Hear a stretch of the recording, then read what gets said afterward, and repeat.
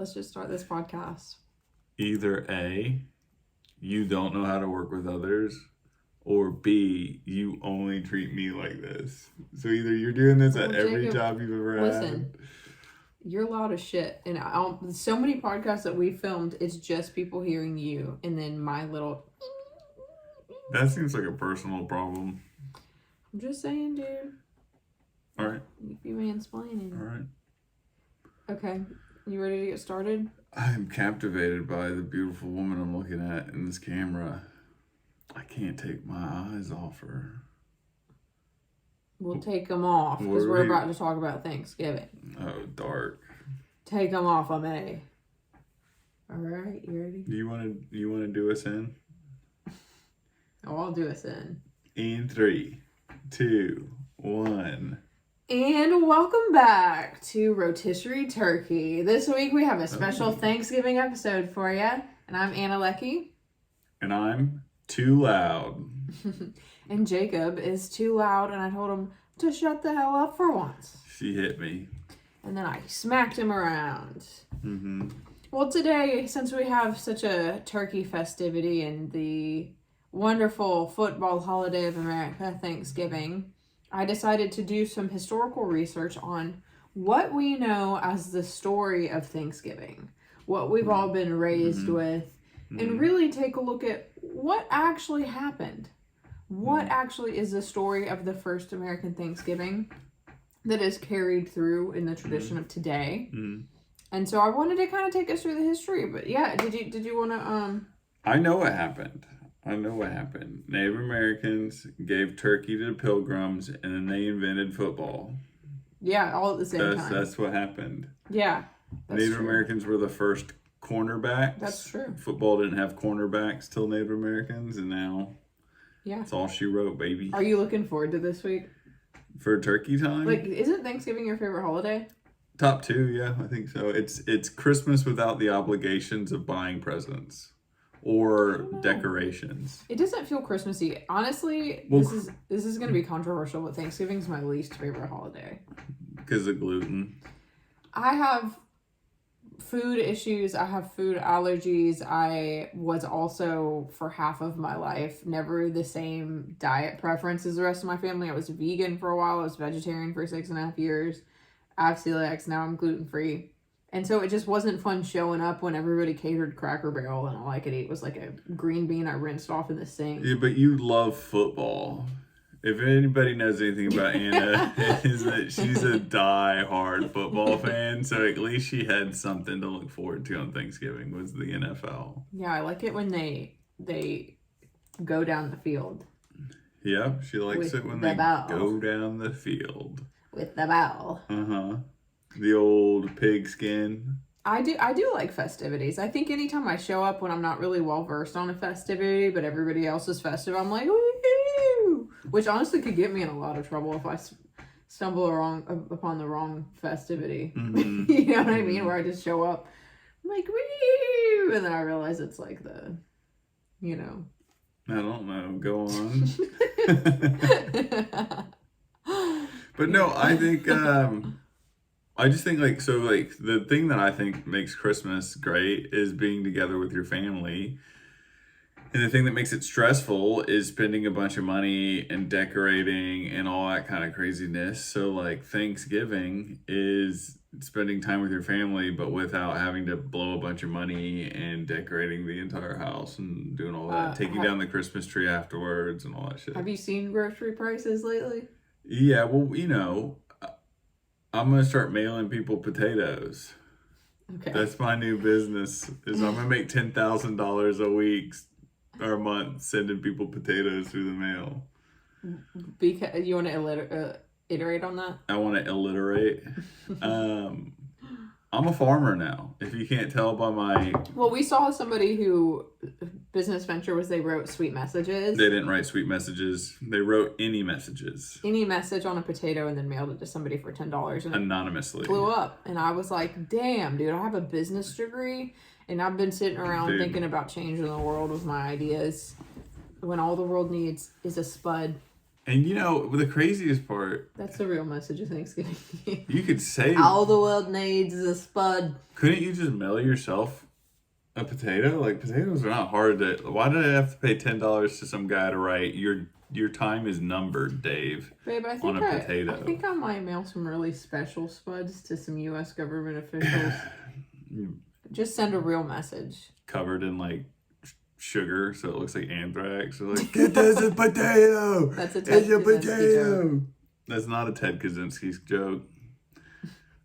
I don't know if anyone fully understands what Ted Kaczynski did. He was a Unabomber. He mailed a bunch of packages and they exploded because he had a message about anthrax. Well, he had a message about technology, Jacob. I know this. Yeah. How do you think Ted Kaczynski would have felt about the potato clock? You know the school project where you power a clock using a potato? Do you think he was like, the technology? No, he probably would have been more on board with that than he would the advancements we're seeing now. Also, isn't blowing somebody up the most technological? Right. No.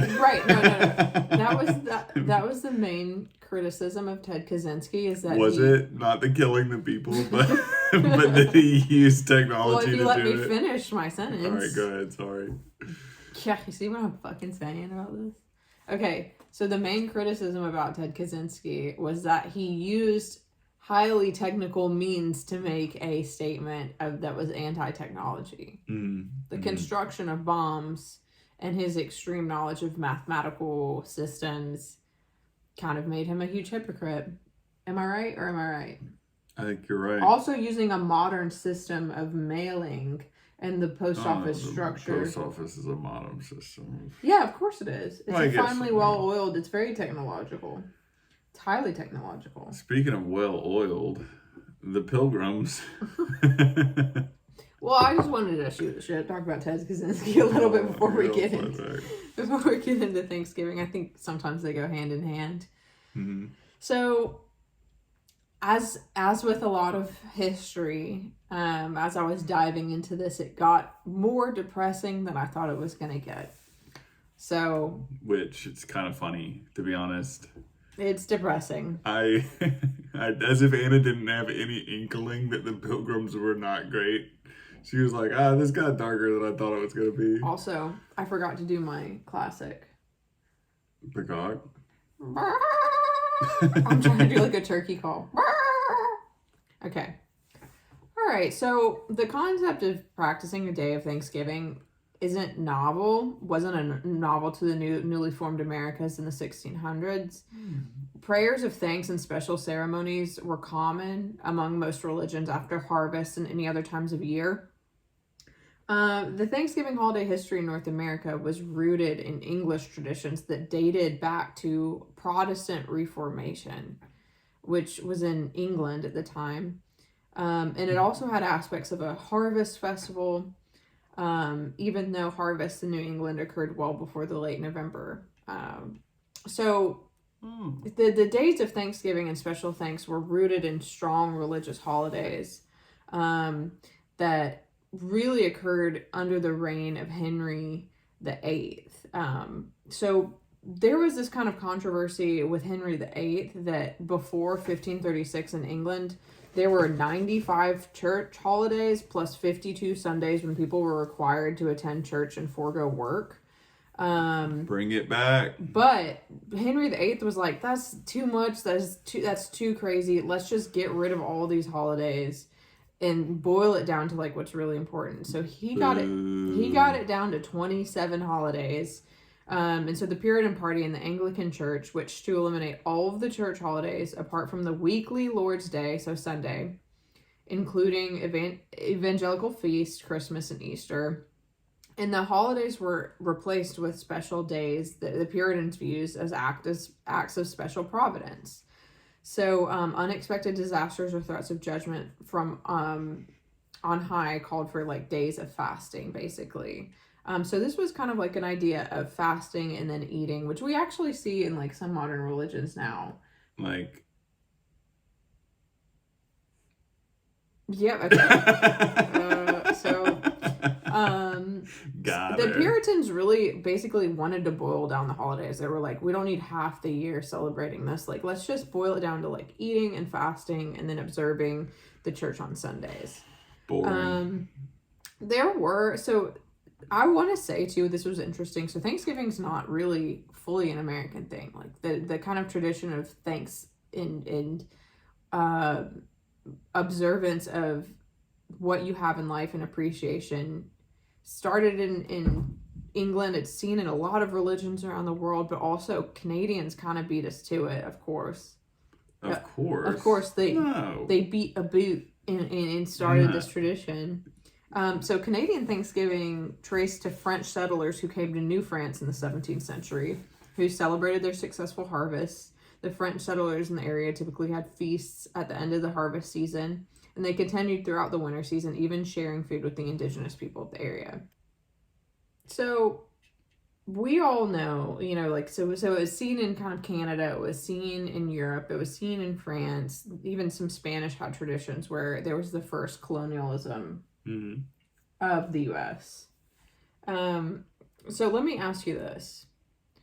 What story do you remember being told as a kid about what Thanksgiving was and how it happened? I know you kind of touched on it at the beginning. All right. Pilgrims showed up.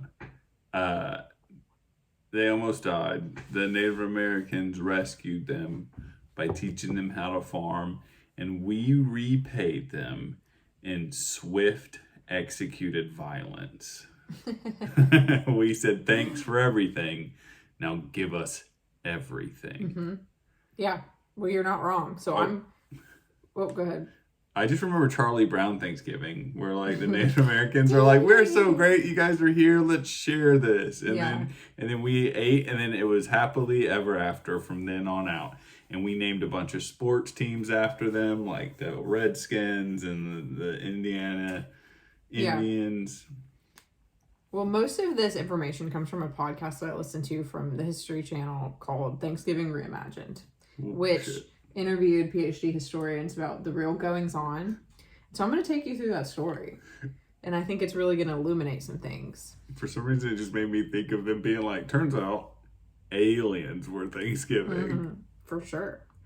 So in the early 1600s, pilgrims arrived on what was thought to be Plymouth Rock. You remember? Yeah. But Plymouth Rock actually didn't exist. They actually placed a rock in that territory decades later and called it the Monument to the Landing.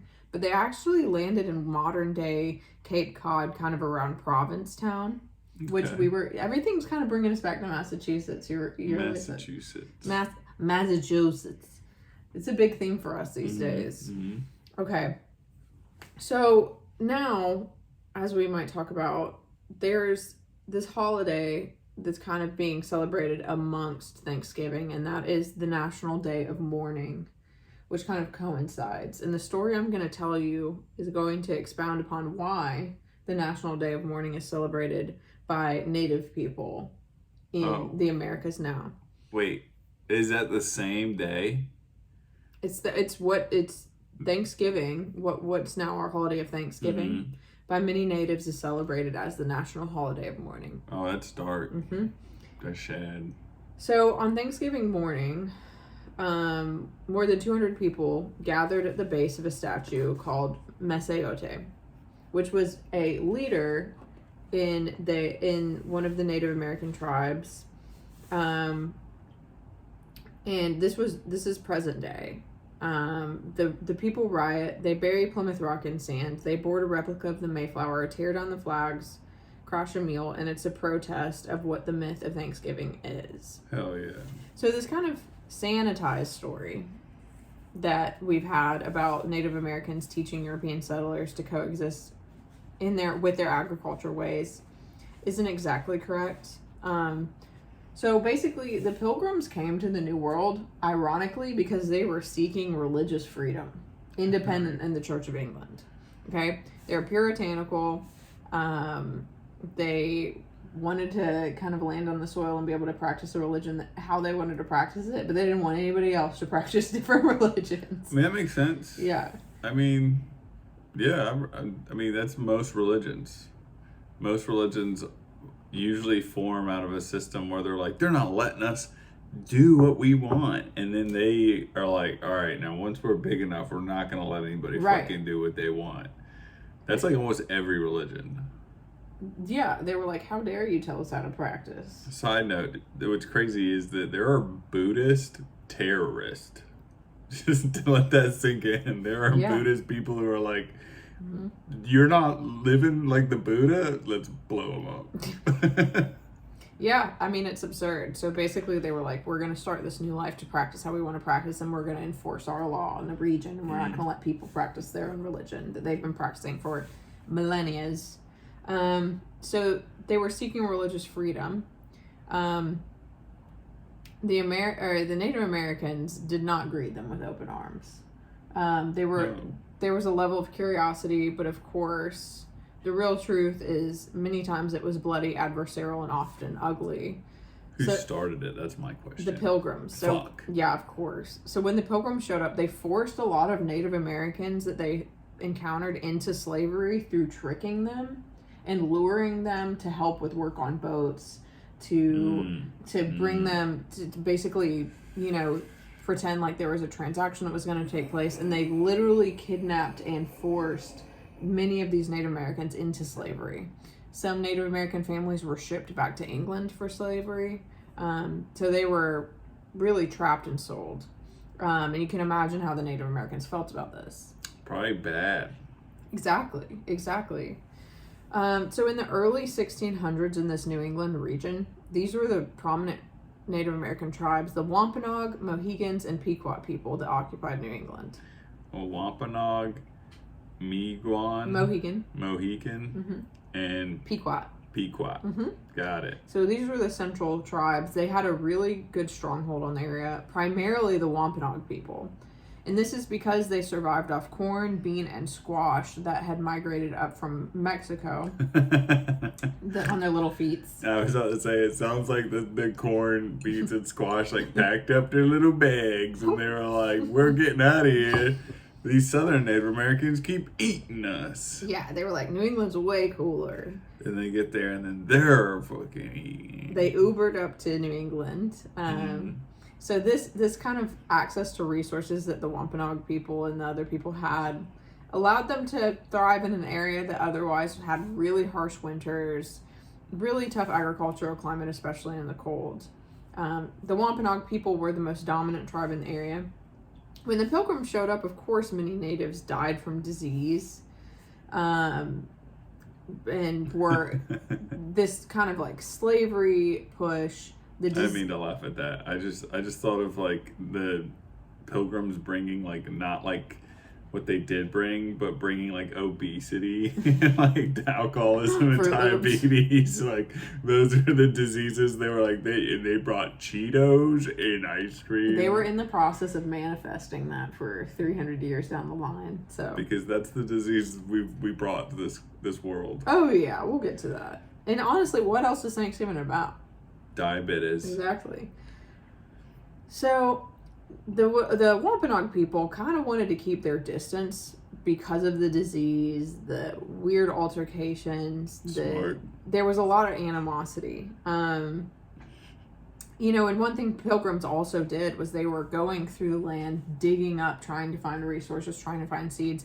And a lot of these Wampanoag graves got desecrated in the search for this. So these white people were running around desecrating their graves, giving them disease, selling them into slavery. Hey, Bill, what did you find over there? It's any seeds? It's nope, more bones. It's exactly. They were literally building the foundation of their new communities on top of the bones of these Native American tribes. That's why America is now a living nightmare. The whole country was born or built on a Native American Indian guy. Exactly why. That was exactly why. So the conditions were harsh. Winters were extreme. The Wampanoags were keeping their distance. But finally, after a couple of decades, the Wampanoags thought it might be advantageous for them to form some kind of allegiance or alliance with the English settlers. Mistake. Well, you're right. You're right. They wanted to form. Trust me, I can feel the Irish and the Scottish blood in my body just be never trust the English. It honestly, it went really well at first. It always does. Which made it worse. So they wanted to form a peace treaty with the European settlers, basically to make the environment more sustainable. So they sent their leader, Massasoit, to speak with the pilgrims. So Is that who Massachusetts named after? That's honestly, Mariah, look that up. Mariah, look that up. Is Massachusetts named after Massasoit? Because if so, that's badass. It's badass, but it's also kind of fucked up to like desecrate your people and take over your land, but then like, don't worry, we're gonna name it after you. We'll build a statue of you over the bones of your ancestors. So Massasoit busts in one day. The settler, he's like, "Hey, what's up, guys? How's it going? I know it's a little cold. I know y'all are a little hungry, but do you want me to teach you how to plant and raise crops so you can survive here?" And they were like, "Hell yeah, Massasoit. Let's do it." What did you find? It says the name of the state of Massachusetts comes from the Massachusetts tribe, a group of indigenous people who lived in the area that is now Greater Boston. It roughly translates to at or about the Great Hill. Well, type in Big mountain, derivative, locative. So it's like at the big mountain. Ask what Massasoit means. I don't even know how to spell Massasoit. It's Massasoit. SOIT. Come on, Mariah. Massasoit. Great skim. Sachem. I don't even know what Sachem. Leader. Great leader. Okay. Oh, okay. All right. Anyways. Boring. Boo. Get to the genocide. So, like I was saying, Massasoit busts in. And he's like, "Hey, what's up?" And everybody's like freaking out because they thought they were all about to be massacred. And Massasoit goes, "Hey, I'm actually here because I know you're struggling. I know you're trying to feed yourself. It's cold as balls outside. Do you want me to teach you how to do all this and navigate this and grow crops?" And they were like, fuck yeah, we do, Massasoit. Massasoit, more like Massa steak, am I right? Well, Massasoit also, they were blown away because Massasoit spoke English, which was like unheard of that a Native American would speak English. But Massasoit actually spent time with fishermen, English fishermen off the coast of Maine. You know how weird it would be to be like a dying pilgrim and you're like trying to talk to a Native American leader and you're just like, "We need food. And then him just be like, "Yeah, you guys look like you're having a very bad time." That's pretty much what happened. They were just blown away. So really, Massasoit also wanted some military allies with the Pilgrims because, you know, I mentioned the other tribes. They were warring. So things weren't always peaceful between the other Native American tribes either. Did Pilgrims have blizzies? Were they strizapped? Yeah. Oh, yeah, they were strapped. Yeah, and we'll get to that. We'll get to that because guess what? In American tradition, that presents a problem. Okay? Hell yeah. So they were totally strapped. So the Wampanoag people were basically like, "Hey, if we create some kind of alliance with these people who have metal, weaponry, resources that we don't have, and we're warring with these other communities, that will give us an advantage." 100%. You know, I think that makes a lot of sense, don't you? Yeah, I mean, yeah, I definitely could see his thought process there. They wanted to engage in trade and kind of align with all of that. So Massasoit meets with the Pilgrims. They sign a treaty on April 1st, 1621. Squanto, do you remember the story of Squanto? Wait, what year? 1621. 1621. Yeah, Squanto. Mm-hmm. Squanto helps translate as well, kind of the meaning with everybody. Mistake. Which I didn't research Squanto a lot, but I know he's a key player. Yeah. What did he do? He basically brokered the whole deal. He was the broker. Yeah, he was like, I can help you guys communicate these points to each other. Mm-hmm. Squanto got fucked, by the way. Did you know he got sold into slavery? Everybody got fucked. Damn, okay, dude. So Squanto helps translate. And really there's theory that the British likely didn't interpret this correctly or were really trying to gloss over and just get their needs met out of desperation, and they had no real intent of fully upholding this treaty. And the treaty was for peace and alliance and for mutual respect in the eyes of the Wampanoag people. I love the idea of Puritans, like, founding a Christian area on Christian beliefs and being like, the way you should treat people is do unto others as you would have them do unto you. And then they'll be like, what about Squanto and Massasoit? They're like, they're not people. we mean people. You know what I mean? We mean people. People. So Massasoit, after the agreement is finalized, sends Squanto to live with the Pilgrims. And Squanto heads up the initiative to teach them the agriculture and the way of plants and food and fishing. So really, historians theorize that friendships were likely formed because there was unity at this time. There really was harmonious working together. There was peace, though not complete trust between both alliances.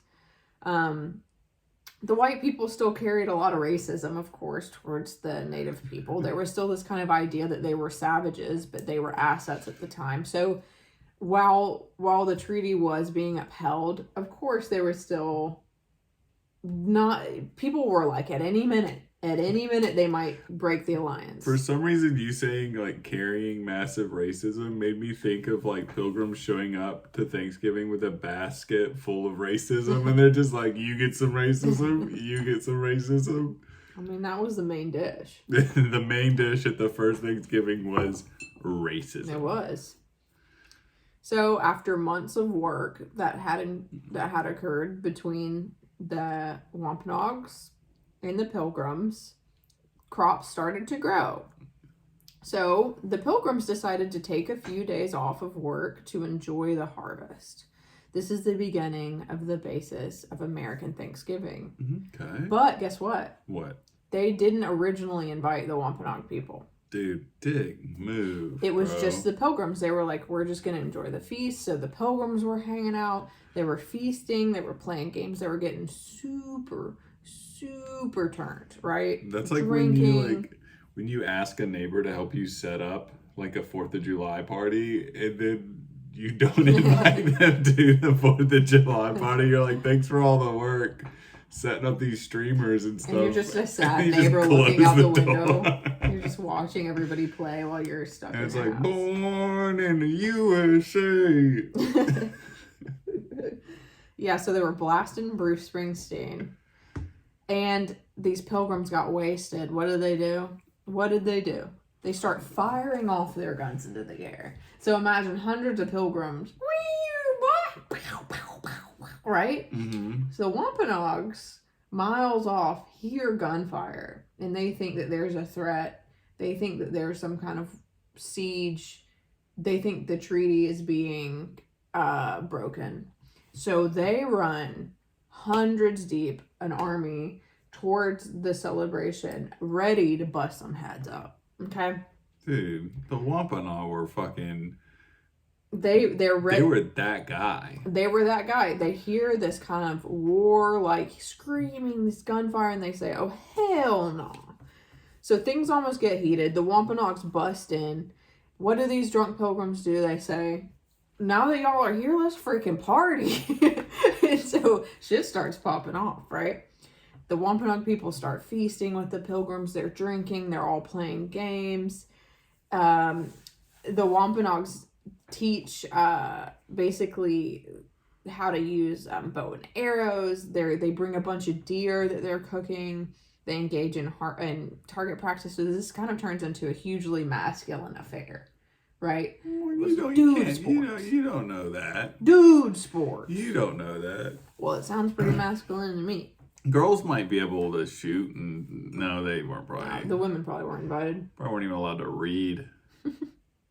They were like the one thing that brought the Native Americans and the Pilgrims together on Thanksgiving was objectifying and oppressing their women. They're like, you let them do anything important? They're like, fuck no. Like, hell yeah, brother. Get these bitches hell yeah, brother. Get these bitches out of here. So This just sounds like an affair of drunk decision making, right? Everybody's invited. Honestly, Come on, I came into this thinking that you were going to ruin Thanksgiving for me, but you've mainly just reinforced that it might be the most American holiday. We're not done. We're not. All right. Okay, so really the kind of foods they were eating was more turkey, fish, clams, lobster, oysters, seafood, things gluten-free, it sounded like. If they were having anything sweet, they were having berries and honey. And yes, the a prior of meals are gluten-free. Gluten was something that Big Pharma once I'm going to get in my conspiracy theory about that. Gluten's a fucking operative for the United States government, and I stand by what... Anyways, that's a different podcast. Gluten did 9/11. Gluten did 9/11. Thank you. Shot JFK. Thank you. And is hiding Bigfoot from us. Bigfoot's just a fucking giant bread roll, dude. All right. So there's plenty of food, plenty of meats, lots of alcohol. Not sure how they're making it. I assume mead or something like that. Making alcohol is not hard. If you got honey, you can make alcohol. So historians said they are when I meet them. Hello. You fucking historians out there. If you're like, tell me that World War II story again.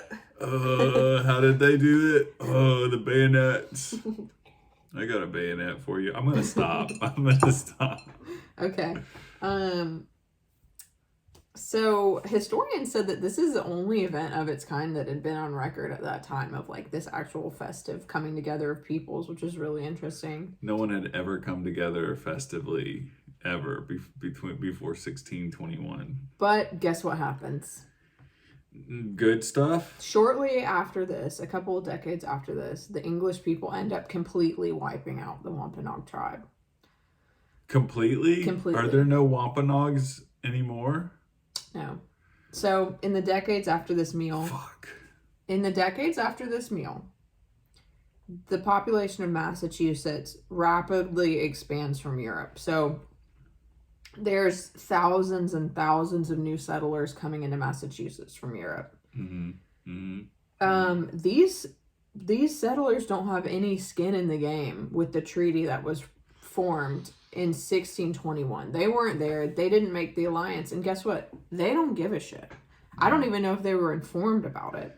So slowly, the Wampanoag people kind of have had this peaceful, established relationship with the Pilgrims. But that generation's dying out. And there are these new settlers that go, hey, we're going to take your land.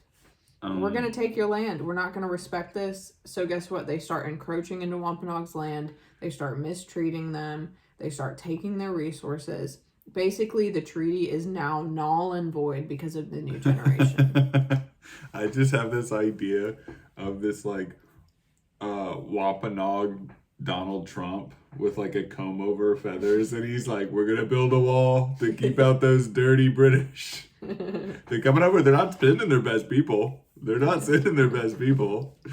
And he would have been right. We have the greatest land. The greatest maize. The greatest turkey. They know we have the greatest maize.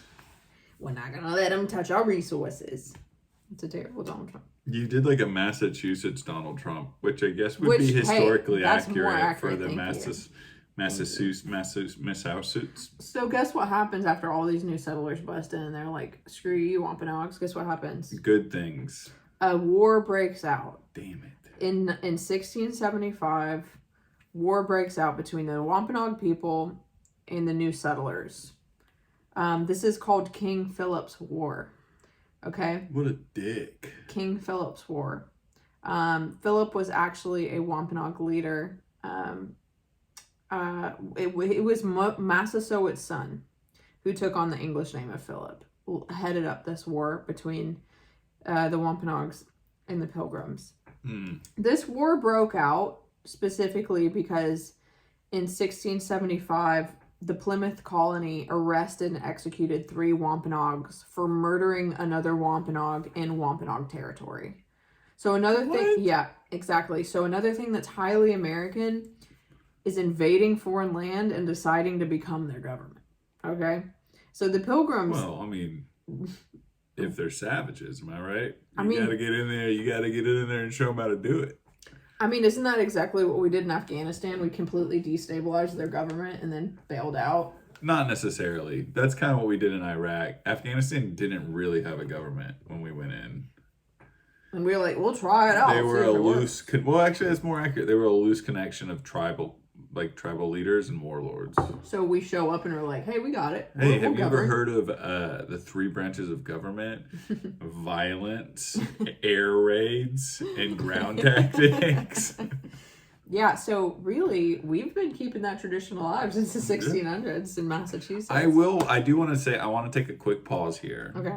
And just say that I do think that it's kind of, so often hoe-storians are always trying to lay this at the feet of the white man, and every culture everywhere has always done this.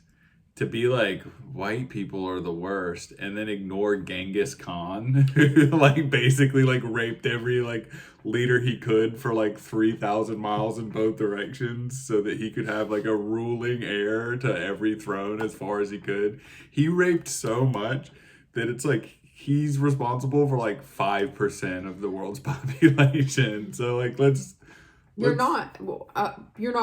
You're not wrong. Yeah. But I will say in this situation, we are the bad guys. 100%. I mean, it's just there was peace and it wasn't respected, and really the imperialism that conquered this territory was through bloodshed and through violent means and lack of respect for the treaty that had been established. Which is pretty normal for human history. Yeah.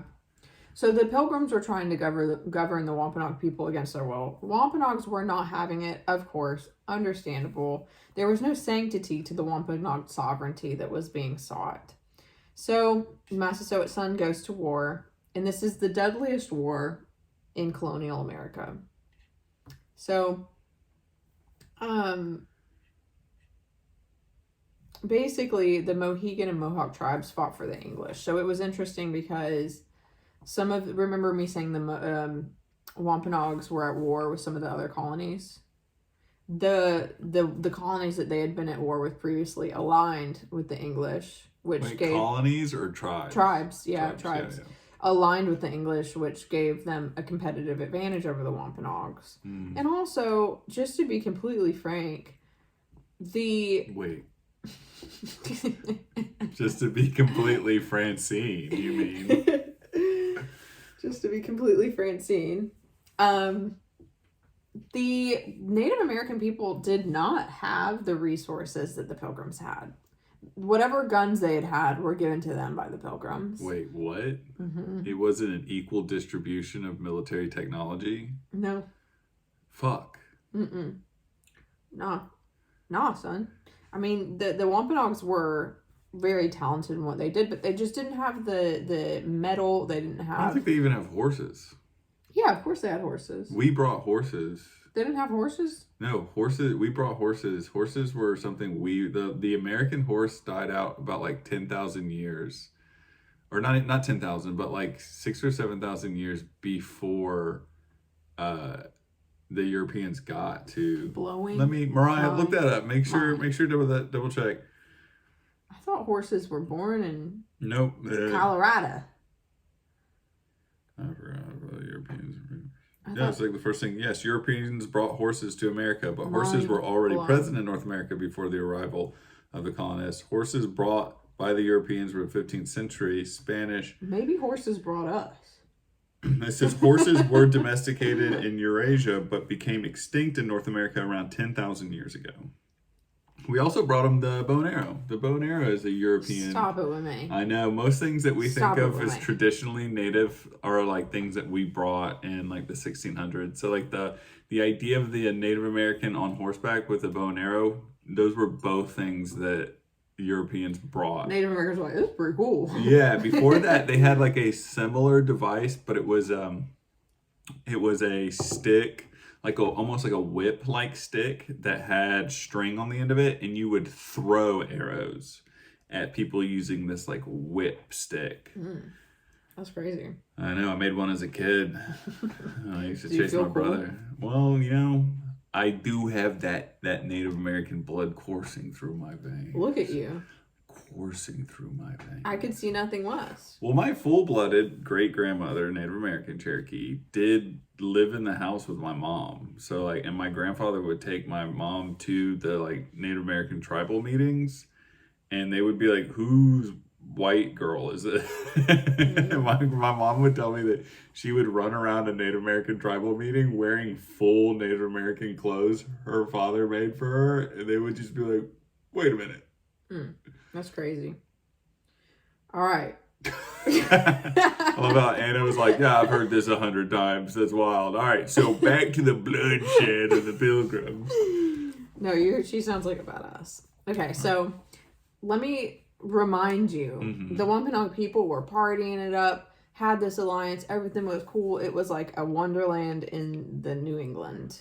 Okay, those people went from having their world still disrespected but kind of okay, to having their men killed. Men and women were sold into slavery. Tribes were placed in internment camps and starved. Bounties were called for native scalps, and including that of infants.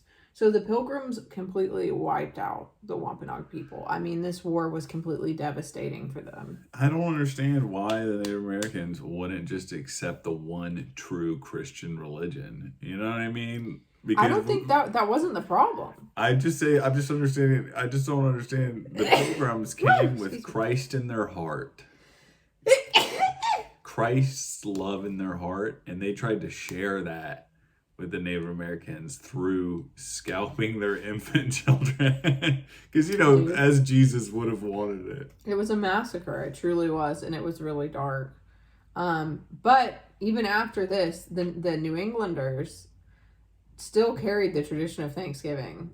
So it kind of formed this precedent. So that's crazy. They still did. It's crazy to have a Thanksgiving that was like a tradition born out of the unionship between the Native Americans, but then start slaughtering them. Yeah. But you keep having Delulu. You're like, hey, finish scalping that child because I've got to get to Thanksgiving. Yeah. So in 1841, a story is published on in a newspaper about the feast between the Pilgrims and Wampanoags, and the idea kind of sticks. And this story gains traction, and the myth of the Thanksgiving feast becomes a well-known story that we know today.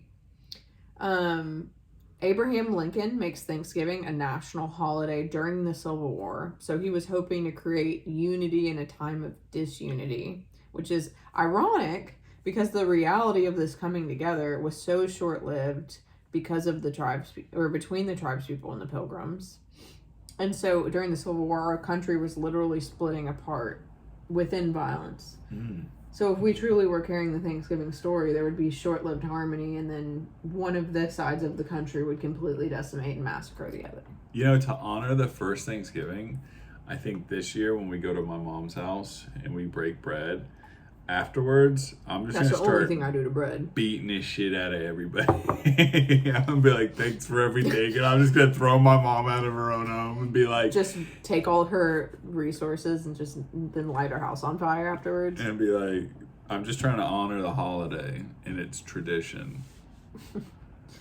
So the theory that the story of Thanksgiving myth was kind of circulated, even though historians knew that it wasn't really true, was to promote immigration to New England, continuous immigration. Because if you give Europeans this idea of peace and solidarity on the East Coast of the United States, people would have been more likely to actually immigrate there. Because if they thought they were going to arrive on the coast to this violent, harsh affair, they would have been much less likely to do that. So it was actually positive propaganda for the settlers. So I love how they got sold on the dark, dismal, war-torn wasteland of 1600s Massachusetts with cornbread and squash casserole. They were like, doesn't sound too bad, to be honest.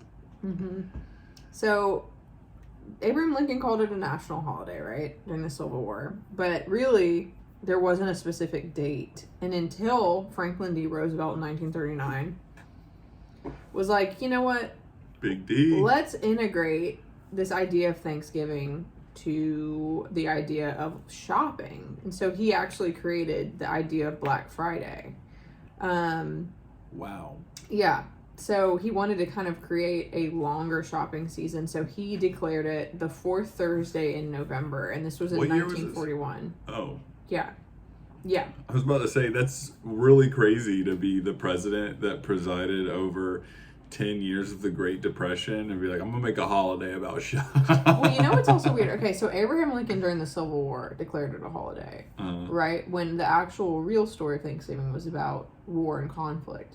All right, in 1941, FDR declares it a holiday, right at the heels, or right at the nips of World War II, right? Which was also one of the largest conflicts in global history. Mm-hmm. Is Thanksgiving just an omen for shit to come? No, it looks like governments have always used celebrations as an attempt to cover up wartime atrocities. They're like, hey, how do we soften the blow of combat operations? They're like, let's throw a party. This reminds me of my dysfunctional family whenever shit just went completely awry when I was young, and they're like, all right, it's all right, we're going to sit down to some filet mignon and we're just going to feast, we're going to act like this shit's not happening. I'm going to take everybody it's like shopping. My whole childhood. Yeah, we're just going to go shopping, we're going to blow money. All right, so I wish that's how my family felt with this dysfunction. They were like, let's go buy everybody stuff. Well, let me tell you something. It doesn't patch up any emotional damage, believe it or not. But at least you got like a huffy bike out of it or something. It's like putting a Band-Aid over a machete wound. I only have trauma. I had no Band-Aid. It was just trauma. You got some Band-Aids, me. Mm-hmm. Except for when you yell at me for being too loud. Yeah, shut the fuck up. All right, so modern day Thanksgiving. So it evolved from this to what's today? Diabetes. Stuffing our faces. Mashed potatoes, turkey, pumpkin pie, third serving, too much wine, food coming up. And all great things to celebrate. American football, but of course, it's pronounced just football. Of course, there's still the American tradition of firing off guns and fighting for resources, even though now it looks like fighting for resources in the Walmart or Target aisles. So Black Friday became a thing. And then Cyber Monday shortly became a thing. So we're now corporatizing this holiday. Shocker. Right. And so going back to what I was saying is that a lot of Native Americans that still live in the United States practice this national day of mourning for the Wampanoag people and the massacre that happened because they kind of refused to look at the Thanksgiving holiday as a purely positive affair, because it doesn't. It's for their people. It wasn't. I think that's very real. Yeah. I stand by this. I think the Native American people have been very overlooked in the social justice aspect in the past few decades of any initiatives that people have made. Do you hear that? You don't hear, like, if you want to talk about reparations, not to get political, but buddy, I think the only thing you really hear is when people do land acknowledgements, which I always think is really fucked up, where they'll be having like an event and they'll be like, I just want to acknowledge the land that we are on was traditionally Wampanoag land. But they did. But then they don't. But I feel like land acknowledgements are like if you stole somebody's money and then right before you used it, you were like, I just want to acknowledge that this was Dave's money originally, and then you just buy an Xbox with it. I want to have a national day of thanks to Dave for letting me steal his money. Let me steal his shit. I just want to respect the theft. And then I chopped off his head and buried him in the backyard. I'm not going to do anything about, making this better, but I just want everybody to know that this is where this came from. How do you feel? What are you thinking about this story? Like, how are you digesting it? Is it kind of what you thought? I mean, I loosely knew a lot of this. And on one level, I hate it. Right. I hate it. It sucks. But don't do that. Don't balance your laptop on a flipped upside down bicycle helmet. Don't govern me. I'm trying to govern you. Final thoughts. I think on one level, yes, what a nightmare. I wish it was something different. But on another level, many good things were birthed out of like terrible stuff, and I think the modern day idea of Thanksgiving is still, something you should do. Like you said, many cultures throughout many different times and many different lands had a day of thanks. Mm-hmm. Yeah, and I'm glad that we have one, because it is at its core now supposed to be a reflection of things that we are grateful for. Mm-hmm. I hate the road we took to get it, but I don't think we should just throw the baby out with the bathwater and be like, Thanksgiving's a nightmare. No.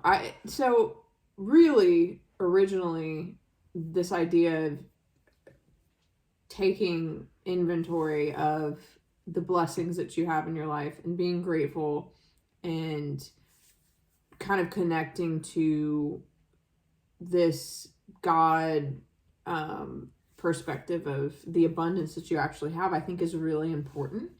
And I think if you carry this message through sitting down, and I think we should do this way more than just a day a year, but being like, wow, I am very thankful for the blessings that I do have, and I don't care who you are or where you are, there's always a blessing to be found somewhere in your life. And I think that messaging is really, really important. So, we can make of it what we can, but, of course, the history and the way that this came about isn't always... Yeah, like, I'm pretty kick-ass, and the way I came about is marred by tragedy and nightmares. You know what I mean? So that's just, it's just life is, nothing's perfect. I do feel for Native Americans, and I wish there was something, we would do to rectify that kind of situation. There needs to be way more, dude. Listen, if I ever gotten in political office, that would be one of the things at the top of my list, is helping the Native American people that are still fucked and secluded on reservations and don't have resources, and everything's too expensive, and that, they need help. And I'm kind of shocked that our leaders they're a minority. So but they're like the biggest or the most minor minority, and that's the problem, is that... So you don't even hear them discussed hardly. Well, that's the thing. Well, that's the thing, is that, the things get done by creating movements or having a collection of people interested in them. And I don't know what the population of Native Americans in the U.S. right now is, but it's probably less than 1%. Well, so there's kind of an artistic, literary film movement to highlight the disparity of Native American reservations, where the murder rate on Native American reservations is astronomically high. The unsolved murder rate, astronomically high. Missing people's, astronomically high. Rape is it's something like 90% of women on most reservations have been raped or sexually assaulted. That is unacceptable. If it's on American land, American leaders have a responsibility. I don't know. You kind of sound like you want to govern Native Americans on their own territory now. You kind of feel, you're kind of like, we got to get in there and we got to make it right. Well, do you disagree? I think they need help. I don't think we took all of their land and then we basically put them in a position where they don't have what they need, and it's just not cool. Maybe they don't want us involved at all. Well, it's not as bad, but it is kind of a juxtaposition to an American Gaza. You know what I mean? We took a collection of people and we put them in a place, and we don't allow them to garner resources outside of that space. And those people, I just am surprised I don't hear politicians talk about it more. Yeah, but it's just not cool. They do get to have casinos and also take hallucinogenic plants. So perk. they're allowed to take mushrooms, grow mushrooms, and do stuff like that, which is pretty sick. I mean, I we would. can I don't know. too. Not legally. Dude, I can order fucking ketamine in the mail, dude. That's true. I could be a 3-year-old. All right. Final notes. 3-year-olds on ketamine is really the spirit of Thanksgiving that we all want and hold true. What are you thankful for? I was thankful I didn't know any of this initially. The prospect of marriage with one Anna Francine Leckie. Oh my. Yeah. Soon to be Anna Francine Leckie Worthington the third. I don't know why the third, but if you can change your name, it'd be cool. What would you... Can I change my first name too? What are you thankful for? I'm thankful for you. Boo. What a cop out. Thankful for our children. Our children? Fur children. Just children in general, that they're still... No, our babies, our fur babies. Oh, I was like, just generally children. I'm thankful for a winter and a fall to relax and plan out this next year. I just want everyone to know that I don't dress like this normally. This was my attempt at pilgrim-esque attire. I want everybody to know I do dress like this normally. I'm basically Wednesday Addams. Basically. All right, I think that wraps it up. This has been a nightmare. And Not ma. so, any last words before I take your land and subjugate your people? Our bad. All right. Goodbye. Would you stop the thing? The recording? Oh.